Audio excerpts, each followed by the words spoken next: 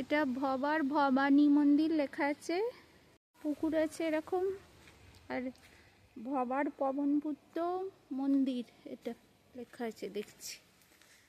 বর্ষায় ডুবে গেছে সব চারিদিকটা। এটা ভবার ভবানী মন্দির, এই অংশটাও জল ঢুকে ডুবে গেছে। তো এটা ভিতর দিকটায় এলাম। ভিতরে অফিস আছে, অফিসে টিকিট কাটলে ভোগেরও ব্যবস্থা আছে, ভোগ খাওয়া যায়। এইটা চারিদিকের অংশটা। তো আমরা ভোগের টিকিট কাটলাম 70 টাকা করে পার হেড ভোগের টিকিটের দাম। আর এইটা হচ্ছে মন্দিরের বাইরের দিকের অংশটা।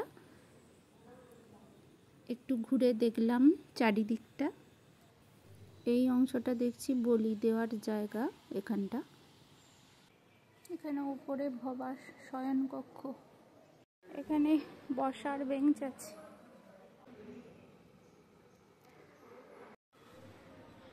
এখান দিয়ে প্রবেশ করতে হবে ভিতরে।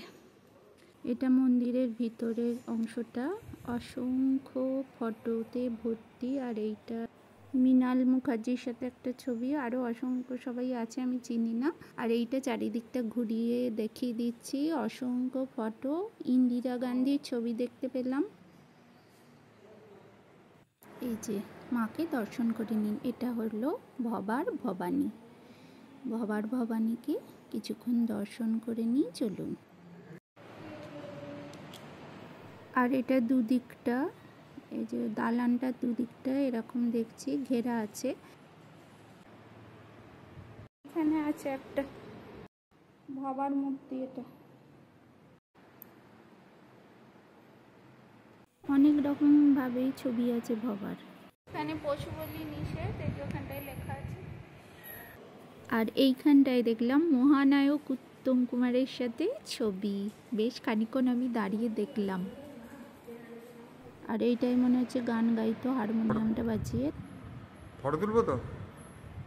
তারপরে আমি নিজের একটু ছবি তুললাম কিছু, আর ঘুরে দেখলাম। আরও খানিকক্ষণ ঘুরে ঘুরে দেখলাম ফটোগুলো। এখানে ভোগ খাবো বলে ওয়েট করছিলাম, তখন ভোগ হয়নি। তারপরে ভোগ হবার পর আমাদের ডাকলো, এবার আমরা খেতে বসে পড়েছি। তো আমাদের ভোগ দিল, আমরা খেলাম, খুব ভালো করে তৃপ্তি করেই খেলাম।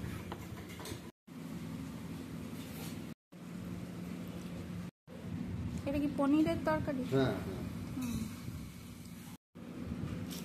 চাটনিও তেঁতুলের, দারুণ। দিন না এখানে দিন। মন্দিরের ব্লগটা এখানেই শেষ করছি, আবার পরে ফিরে আসবো।